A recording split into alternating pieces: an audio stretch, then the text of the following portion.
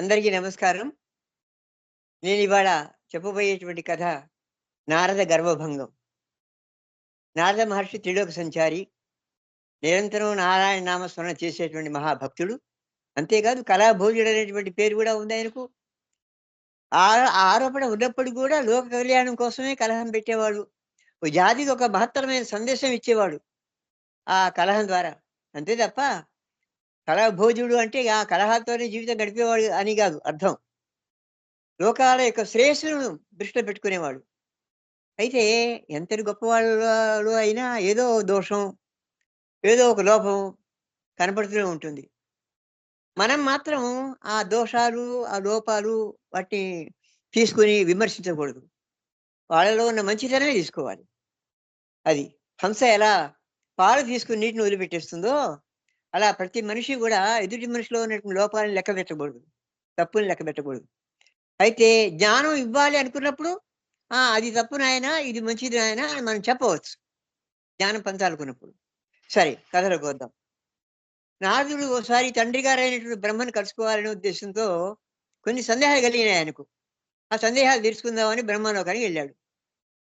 లోపల సకల ప్రాణి కోటిని సృష్టించేటువంటి మహత్తరమైనటువంటి కార్యక్రమంలో నిమగ్నుడై ఉన్నాడు బ్రహ్మ.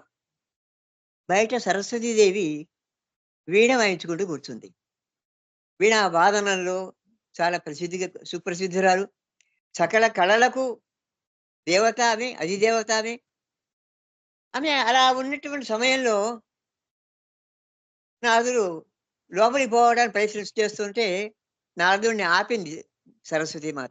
"ఏం నాయనా ఇలా వచ్చావు ఏమిటి?" "లేదు లేదు నేను చాలా తొందరగా మా నాన్నగారిని కలుసుకోవాలమ్మా. నాకు కొన్ని కొన్ని సందేహాలు కలిగినాయి. ఆ సందేహాలు తీర్చుకోవడానికి మా నాన్నగారిని కలుసుకోవాలి" అంటే, "చెప్పు నారదా, నాన్నగారు చాలా పని ఒత్తిడిలో ఉన్నారు. కార్యక్రమంలో నిమగ్నమై ఉన్నారు. ఈ సమయంలో ఆయన కార్యభంగం చేయడం మంచిది కాదు నాయనా. నాకు చెప్పు. నీ సందేహం ఏంటో నాకు చెప్పు" అని పదే, పదే, పదే, పదే అడిగింది.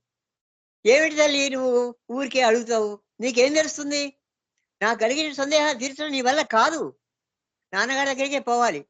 నాన్నగారిని అడగాలి. నువ్వేం తీరుస్తావు? నీకేమొచ్చని తీరుస్తావు నువ్వు?" అని నారదుడు తల్లి మీద ఆగ్రహించాడండి.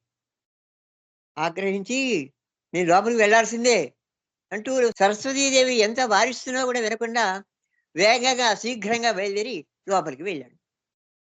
బ్రహ్మదేవుడు యోగ నిష్ఠలో ఉన్నాడు. సృష్టి కార్యక్రమాల్లో నిమగ్నుడై ఉన్నాడు. ప్రాణికోటిని ఎక్కడ ఎలా సృష్టించాలి అనేటువంటి కార్యక్రమాల్లో ఉన్నాడు.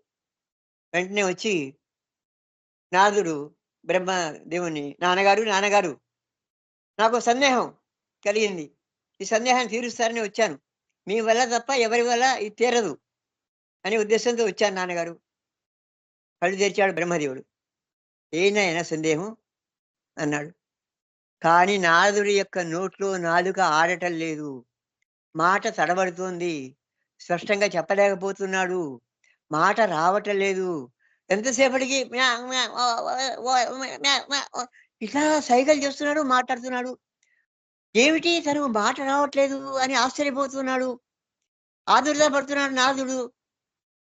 వెనక సరస్వతీదేవి వచ్చి నిల్చొని నవ్వుతోంది మందహాసంతోటి. నవ్వుతోంది. బ్రహ్మదేవుడు అడిగాడు చివరికి. సరస్వతి, "ఏమిటి నారదుడు సందేహం అన్నాడు. ఆ సందేహం ఏంటో చెప్పడు. ఎంతసేపటికి మాట రావటం లేదు. ఏమిటి చెప్పవయ్యా" అంటే మాట్లాడడు. ఇలా నారదుడు అవసరపడుతున్నాడు. బ్రహ్మ నవ్వుతున్నాడు.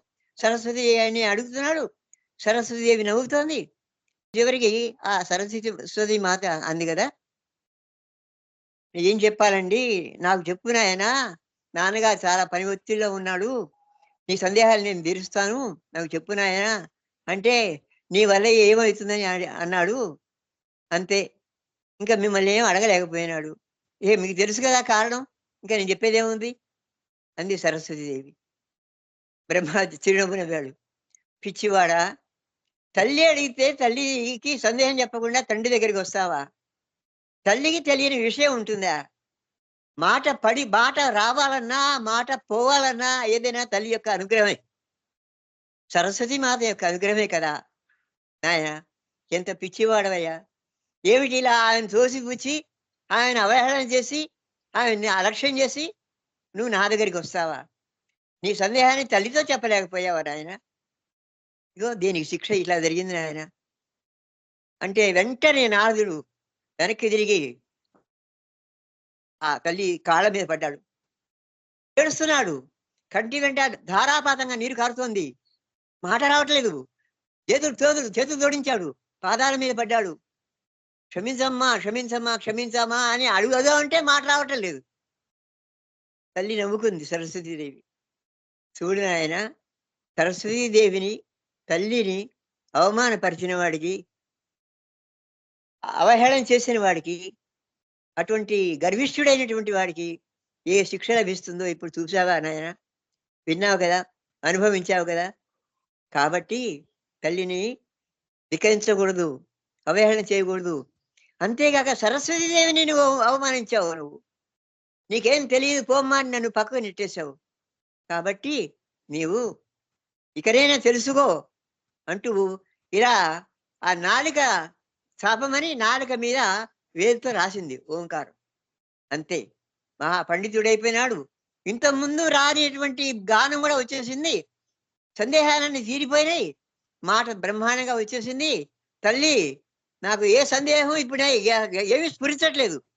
పశ్చాత్తాపంతో నీ కాళ్ళను కడుగుతున్నాను కన్నీళ్లతోటి. నన్ను క్షమించు తల్లి. నేను అవహేళన చేశాను.